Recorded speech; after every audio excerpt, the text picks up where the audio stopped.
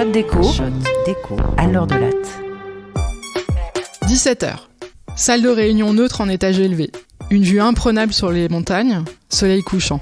C'est la fin de ma journée peuplée de costumes gris, chemises blanches et cravates aussi neutres que les fauteuils de la salle. Je suis dans la plus discrète et ancienne institution financière internationale du monde, la Banque des règlements internationaux. Pas exactement Hollywood. Et pourtant, mon dernier rendez-vous de la journée, un Américain un peu rougeau et bedonnant, 55 ans, pas franchement sexy, se compare à Tom Cruise dans Mission Impossible pour m'expliquer son travail. Sans ciller, il me décrit une scène du film où Tom s'introduit, pendu au bout d'une corde, elle-même accrochée à un hélicoptère dans une salle hyper sécurisée pour dérober des données ultra confidentielles.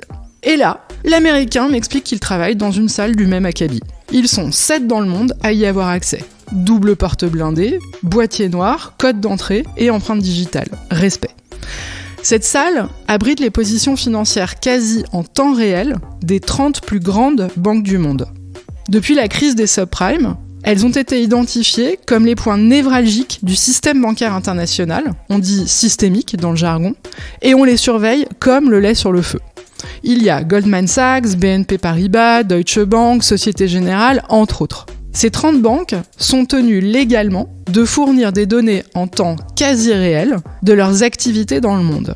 Et grâce à ces données, mon Américain et ses collègues simulent régulièrement différents scénarios pour identifier les expositions risquées qui pourraient faire flancher tout le système. Les résultats sont, eux, communiqués aux banques centrales nationales, qui sont directement chargées d'agir en cas de problème. Bref, c'est une révolution. Tout a commencé le week-end précédant la faillite de Lehman Brothers en septembre 2008. Ben Bernanke, le gouverneur de la Banque centrale américaine, réunit alors en urgence les PDG des banques de la place dans une seule salle.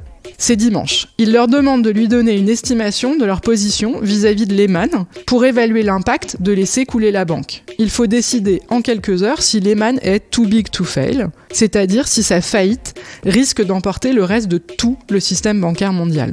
Et là, le tour de table est catastrophique. Très peu de PDG dans la salle sont capables de fournir ces chiffres. En fait, les groupes bancaires ont connu une telle croissance dans la décennie précédente, via des rachats, fusions, ouvertures de filiales dans le monde entier, que la consolidation des positions s'avère impossible.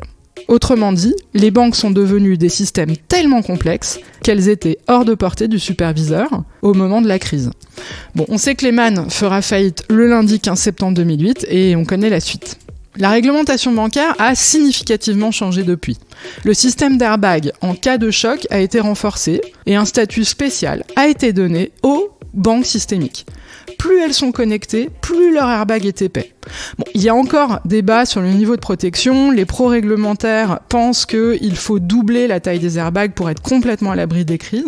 Mais toujours est-il qu'avec leur costume gris, on pourrait confondre mon Américain et ses collègues avec des banquiers de Wall Street, mais en réalité, ils sont leur pire cauchemar. Dans l'ombre, méticuleusement, ils collectent les données confidentielles, œuvrent à la diffusion publique des données moins sensibles et produisent une recherche remarquable. En fait, leur arme à eux, c'est les datas, confidentielles ou publiques.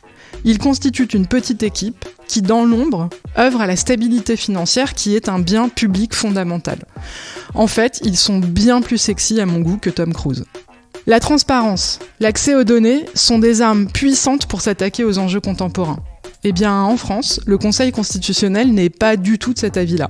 En 2016, il a retoqué une disposition obligeant les multinationales françaises à publier leurs données financières, jugeant qu'elles portaient une atteinte disproportionnée à la liberté d'entreprendre.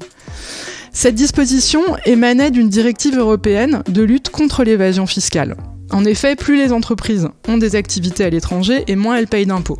Donc un moyen efficace de changer les incitations et faire payer leurs impôts aux grands groupes est de mettre la lumière sur leurs pratiques. C'était l'objectif de collecter et rendre publiques ces données. Décidément, mesdames et messieurs les sages, vous n'êtes pas, mais alors pas du tout sexy.